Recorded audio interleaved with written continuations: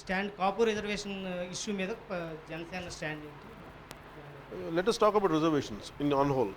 ఇంకా మనం రిజర్వేషన్ గురించి మాట్లాడుకునే దుస్థితిలో ఉన్నాం. అంటే రిజర్వేషన్లో యాజ్ పర్ అంబేద్కర్ గారు చెప్పినట్టుగా రిజర్వేషన్స్ కొంతకాలం ఒక స్టిప్యులేటెడ్ టైం కంటిన్యూ చేసి ఆపేయాలి. But somehow whatever the reasons could be, political will లేకో లేదంటే వాట్ ఎవర్ ద రీజన్స్, అది ఆ బ్యాక్వర్డ్నెస్ పెరిగిపోయి, and this is what exactly Ambedkar had want. మీరు కానీ సరిగ్గా ఇంప్లిమెంట్ చేయకపోతే ఫ్యూచర్లో ఈవెన్ అదర్ కమ్యూనిటీస్ విల్ మీరు వాళ్ళకి రిజర్వేషన్స్ ఇవ్వాల్సి వస్తుంది. So Kapu reservation, if I look at it, this is the problem. ఇది రిజర్వేషన్ అనేది social backwardness, actual the purpose.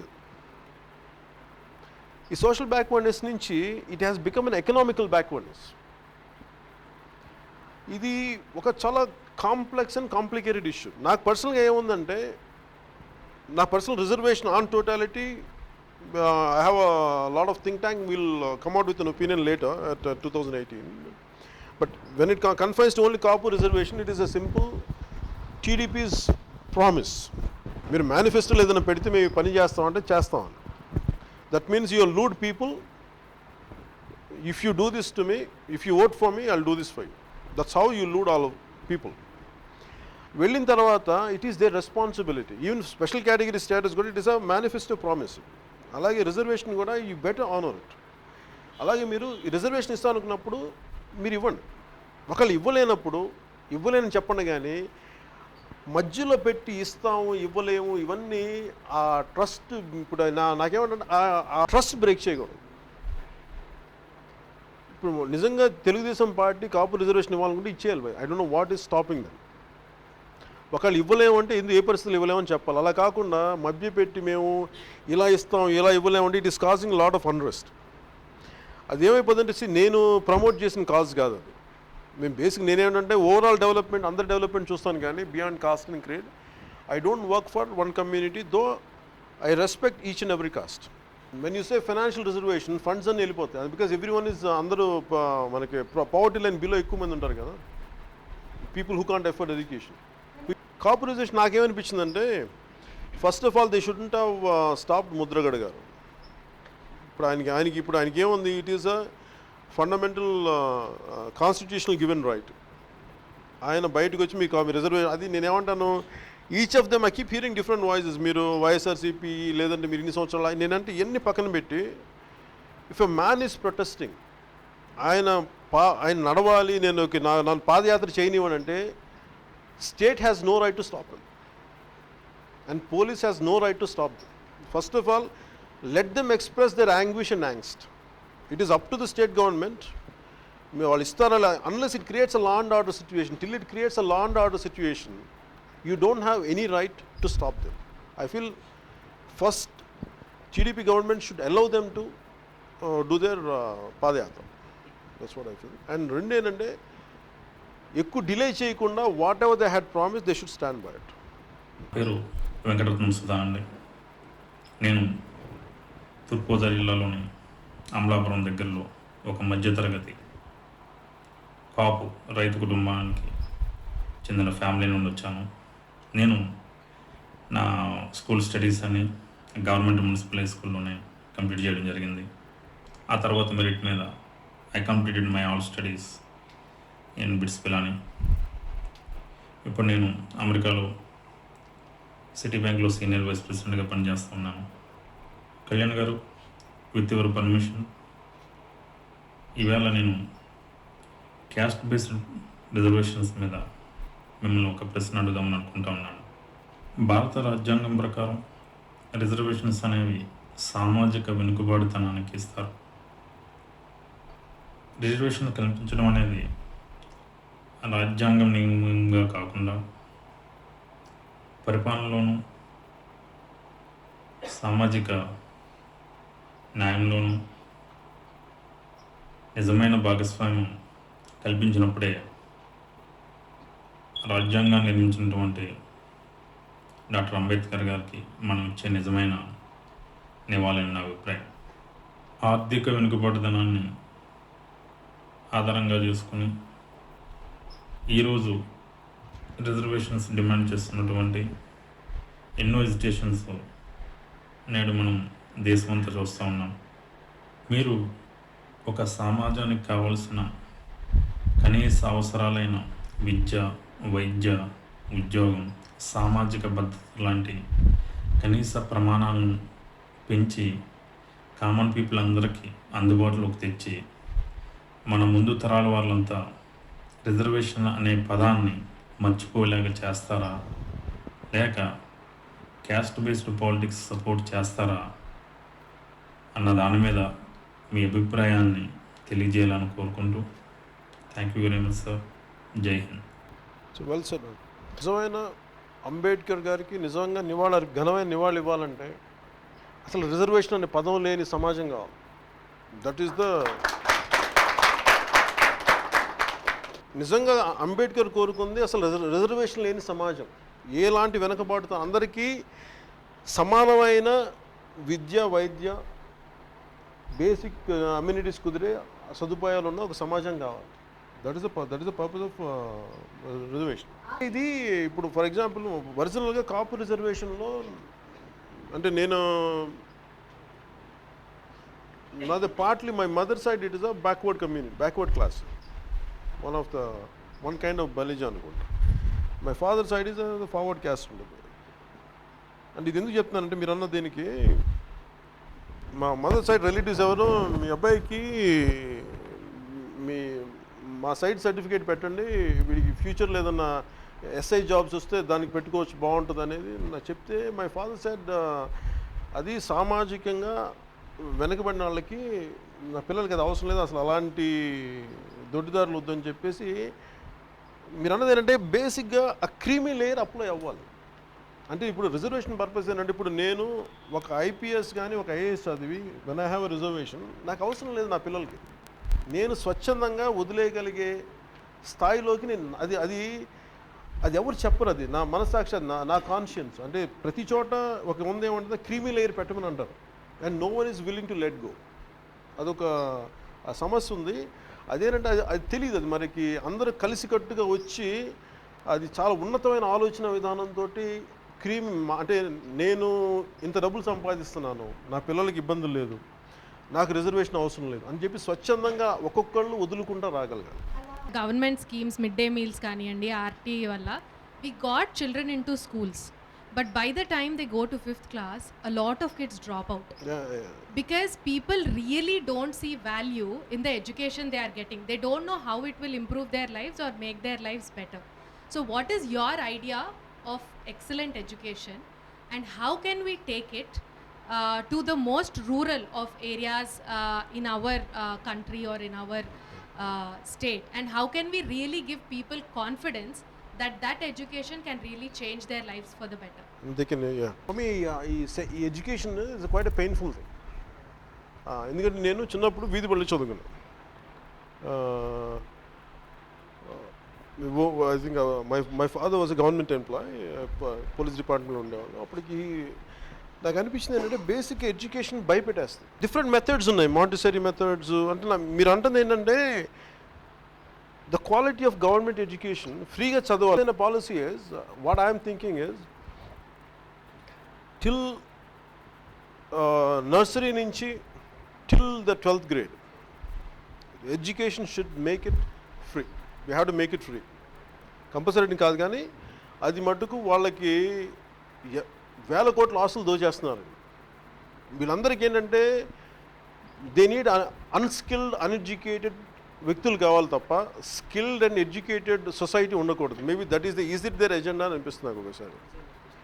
అందుకనే methodically they killing government schools on purpose చేస్తారా అని. ఎందుకంటే మొన్న రీసెంట్లీ ఐ థింక్ ఏదో ఫిలిం మన పూర్ణ అని ఒక ట్రైబల్ మన ఆదిలాబాద్ ఈ సోషల్ వెల్ఫేర్ హాస్టల్స్ నుంచి ఒక అమ్మాయి she went all the way to mount Everest and it all took one committed officer to make that thing happen. మీరు అన్నట్టుగా దే డ్రాప్ అవుట్. కార్పొరేట్ స్కూల్స్లో ఎలాంటి క్వాలిటీ ఎడ్యుకేషన్ ఉంటుందో ఫర్ మీ నాకు ఇంకా డౌట్ ఏంటంటే నేను ఒక్కోసారి నా కొడుకులు చూస్తుంటాను, వాళ్ళు ఏముంటాయి బుక్స్లో అంటే ఒక్కోసారి మీనింగ్లెస్గా ఉంటుంది నాకు చూస్తుంటే. అంటే what is intention, what is the purpose of this lesson అనుకుంటాను ఒకసారి. ఏముంటుంది దీని నుంచి? ఒక గోపాల్ ఉన్నాడు, గోపాల్కి ఇలా జుట్టు పెరిగింది, యాక్చువల్లీ జుట్టు పెరిగింది, వాడు అక్కడికి కట్ చేసాడు, ఇక్కడ కట్ చేసి ఆఖరికి వెళ్ళి గొడ్డలతో కట్ చేసుకుని. This was my Sons second class పాఠం ఇది. ఇప్పుడు నాకు దీంట్లో పర్పస్ ఏంటి అని నాకు అర్థం కాలేదు. అంటే నేనేమంటే మనకి what is the purpose of education? To make a livelihood, to prepare for future unforeseen events. అంటే basically preparing a child for his future. Then what is the ఫ్యూచర్ని ఆలోచిస్తే వీఆర్ క్రియేటింగ్, మనకి ఒక సొసైటీ ఫ్లోరిష్ అవ్వాలంటే చాలా innovative and imaginative ఒక society ఉండాలి. మరి పిల్లల్లోనే అది ఉంటుంది. వీళ్ళకి ఏం చేస్తానంటే, నాకు చాలాసార్లు ఫస్ట్ ఆఫ్ ఆల్ ఎడ్యుకేషన్ మార్చాలి అంటే, మన గవర్నమెంట్ ఎడ్యుకేషన్ మార్చాలి, first government should have a will. అంటే what I'm trying to do in future is 100% government education should be free. దానికంటే ముందు ప్రతి ఒక్కరికి ఇప్పుడు ఐటీకి శాలరీస్ ఎక్కువ, బ్యాంక్ శాలరీస్ ఎక్కువ, లేదంటే left and right they ruin natural resources, అంటే దే ఎక్స్‌ప్లాయిట్ న్యాచురల్ రిసోర్సెస్. వీళ్ళెవ్వరు కూడా టీచర్స్ మీద ఫోకస్ పెట్టరు. ఎందుకు ఒక యావరేజ్ గవర్నమెంట్ స్కూల్ దెబ్బతినేస్తుంటే, సో నాకు రీజనబుల్ స్కూల్స్కి వెళ్ళాను, పెద్ద పెద్ద స్కూల్స్ చదువుకోలేదు, కానీ రీజనబుల్ స్కూల్స్కి వెళ్తున్నప్పుడు it depends on the quality of teachers. ఒకసారి మ్యాథమెటిక్స్ అనగానే దూరం పారిపోతారు చిన్నపిల్లలు. ఎందుకంటే it is not about fear of kids, it is about the quality of teachers. Quality of teachers రావాలంటే first you have to educate teachers and you have to give them very good salaries. And teaching should be the highest job, highest paid job అవ్వాలి teaching. మనకి teaching faculty కానీ లేదంటే టీచర్స్ని కానీ మనం పెంచకపోతే ఫ్యూచర్లో దాని మీద అంటే the government focus should be, instead of investing on liquor they should invest on education. నాకు ఎట్లా ఉందంటే ఫ్యూచర్లో we should strive for a better education for all our kids. ఇది నాకు, ఎందుకంటే మీరు సంపాదించే సంపాదనలో మొత్తం మీరు జీరో బడ్జెట్కి ఎందుకు వచ్చేయాలి, లేదా నెగిటివ్ బడ్జెట్కి ఎందుకు వెళ్ళాలి మీ పిల్లల్ని ఎడ్యుకేట్ చేయడానికి? It is the government's responsibility, it is a fundamental our birth right to get educated. ఎందుకంటే ఇది ఈ కలెక్టివ్ న్యాచురల్ రిసోర్సెస్ నుంచి, కలెక్టివ్ లేబర్ నుంచి, and we are creating this economy. అందుకని every child should have free education and quality education which will equip him with enough skills to survive in his future.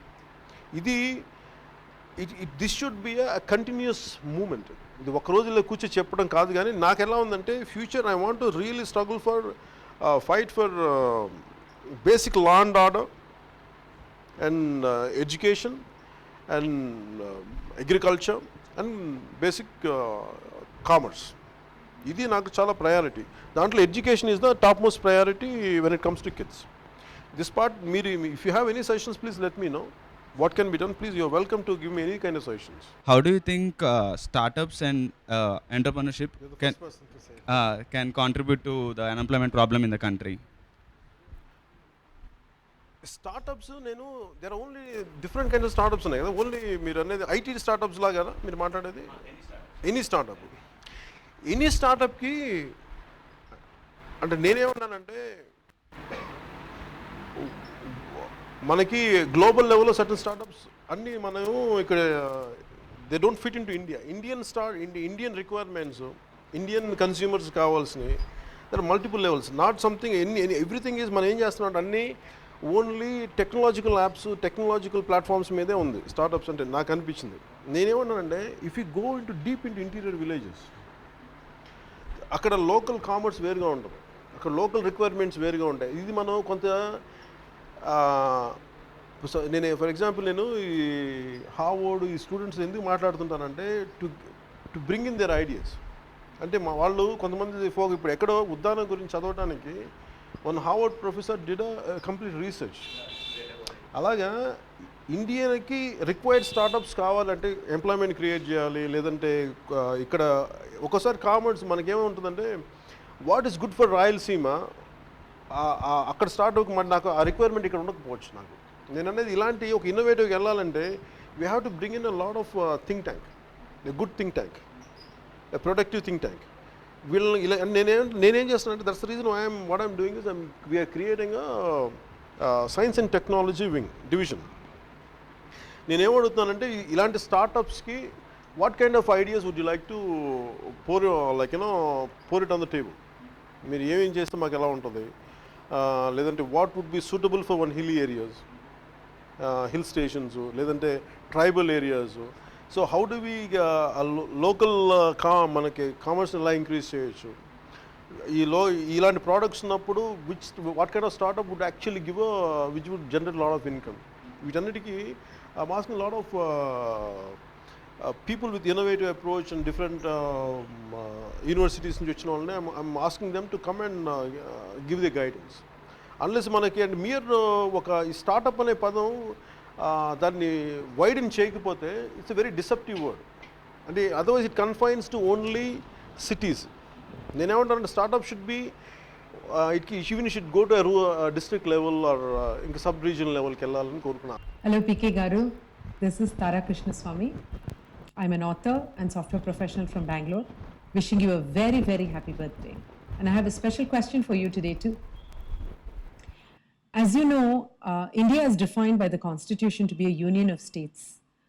India was not a country that was just divided up like a matrix into states for easy governance. Instead, there were pre-existing states with their own unique culture, highly diverse people, language, different costumes, different food habits, and all of them consented to join India and form the union of states called India. And they consented under one condition, that their diversity be preserved and enhanced and not be compromised. But over the years, unfortunately, various central governments have infringed upon states' rights, interfered in state subjects and compromised on them. Whether it is the recent NEET or the beef ban controversy, or the privileging of one of the official languages, Hindi, over the other official languages, revenue sharing among states, various such state subjects have been compromised on by the central government. While it is easy to point fingers at the central government, we have to ask ourselves, what have the state governments done to preserve the states' rights? Have they fought for it, championed and refused to let the central government interfere? In your opinion, sir, what should the AP government be doing? What has it done and what should it be doing in order to make sure that Andhra Pradesh is uniquely privileged as the newest state in the country? That the state's rights are guarded, it gets the best share of the revenues for its development, that its language and culture are preserved, unique crops are preserved, that everything is done in order to champion the state's rights. What is the role of the state government in your opinion? Thank you. It's very easy to blame center. మీరు సరిగ్గా చేయట్లేదు. And basic మన India is about as you all know around 500 plus or almost close to around 650 about చిన్న పెద్ద కలిపి రాజ్య సంస్థానాలన్నీ కలిపి we made as one republic. And it is like a European union. అంటే ప్రతి కల్చర్కి నేను ఫర్ ఎగ్జాంపుల్ మనకి Telugu there is lot of sub regional. ఈ కల్చరల్ డైవర్సిటీని ఇండియాలో we have to got cultural diversity of India and without hurting the interests of nation. And at the same time, they shouldn't allow us to they should allow us to keep our identity and independent that unique culture of ours. When her question is about Andhra Pradesh, Andhra Pradesh is something like, first of all, all the leaders had compromised.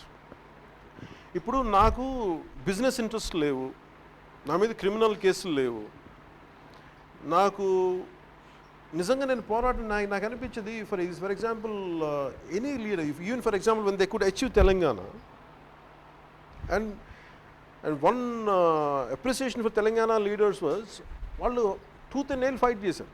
మాకు తెలంగాణ కావాలి, this is what happened, this is our unique culture, మేము ఈ regional sub రీజనల్లో మా identity కాపాడుకోవాలి. And they fought tooth and nail and వాళ్ళు గాడ్ చేసుకోగలిగారు, తెలంగాణ తెచ్చుకోగలిగారు. At the same time when it comes to Andhra Pradesh, ఎవరి ఇండివిజువల్ ఎజెండాస్కి maybe they have their own reasons. నేను అది పిన్ పాయింటెడ్ ఇది అని చెప్పలేను కానీ, బట్ జనాలందరికీ తెలుసు, ప్రజలందరికీ తెలుసు కాబట్టి everyone compromised for their own independent reasons at the cost of people. That is quite painful. మనం in general people, if they don't awake, if they're not awakened, like, and if we don't question for our rights, eventually they'll merge and ఏం చేస్తారంటే ఈజీగా it's very easy to points at centre. నేనేమంటానంటే అసలు ముందు మన పోరాటం మనం చేయకుండా, మన కల్చరల్ యూనిక్నెస్ని మనం కాపాడుకోకుండా, మనకే మోరల్ ఫైబర్ మనకు లేకుండా మనకు సెంటర్ని ఏమడుగుతాం. షీ ప్రపోజెస్ ఈజ్ మన ఇండియన్ కల్చరల్ డైవర్సిటీ అండ్ ఇప్పుడు ఏముంటుందంటే even she said, I think she mention about beef consumption. అంటే మనకి మన India is made up of so many countries. We have unique culture. ప్రతి కల్చర్కి ఒక భాష ఉంది, ఒక వేషధారణం వేరుంది. ఇది మనం కాపాడుకోకపోతే India as one republic it's very difficult to stay. ఇది నేను even I conveyed this to Modi garu when I met him in Gujarat. అహ్మదాబాద్లో కలిసినప్పుడు విడిపోయినాయి సార్, ఎమోషన్స్ చాలా రాగున్నాయి. Suddenly they feel alienated. అంటే మాకు ఈ దేశం అంటే ఏముంది, నాకు భయం ఏంటంటే in the fit of anger people should not become anti national. అంటే ఇది దేశం మాది కాదా? ఇఫ్ తెలంగాణ ఇవ్వకపోయినంటే కూడా అలాంటి పరిస్థితి ఉండేది. తెలంగాణ ఇచ్చి somewhere a part of lot of youngsters felt, చాలా పెద్ద స్థాయి వ్యక్తులు ఇంక్లూడింగ్ సుప్రీంకోర్టు స్థాయిలో జడ్జి స్థాయి నుంచి వీళ్ళందరి దగ్గర కామన్ వర్డ్ ఏంటంటే, అంటే ఇంత ఇంజస్టిస్ చేస్తారా? If you want to separate the state, మీరు మోర్ ఆర్గనైజ్డ్గా చేయలేరు. And that created an anti national thought. ఇది నేను చాలా మందిలో చూశాను. ఇది before questioning centre, I want to question the state leaders what you had done. మీరేం చేయగలిగారు? మీరెంత ఏమంటుందని అలుపెరగని పోరాటం చేయగలిగారు మీరు. అంటే ఎందుకంటే వీళ్ళందరూ చట్టసభల్లో కూర్చున్నారు. How come you haven't raised the concern or voice towards your own people? ఇది మనం కరెక్ట్ చేయకపోతే మటుకు ఇది కరెక్ట్ చేసిన తర్వాత then we can blame centre. అప్పుడు దాకా ఏమైపోతుందంటే మన ఫెడరల్ స్ట్రక్చర్ మనం క్వశ్చన్ చేయలేము. That's what I can answer. రాజ్యంలో పూర్ పీపుల్కి వచ్చేటప్పటికి ఆరోగ్యశ్రీ కార్డు ఉంది, అందులో కూడా కొన్ని ఎలిమెంట్సే కవర్ అవుతున్నాయి. అలాగే మిడిల్ క్లాస్ పీపుల్కి వచ్చేటప్పటికి ఇన్సూరెన్స్ చేయించుకోవాలి, అవి కూడా కొన్ని ఎలిమెంట్సే కవర్ అవుతున్నాయి.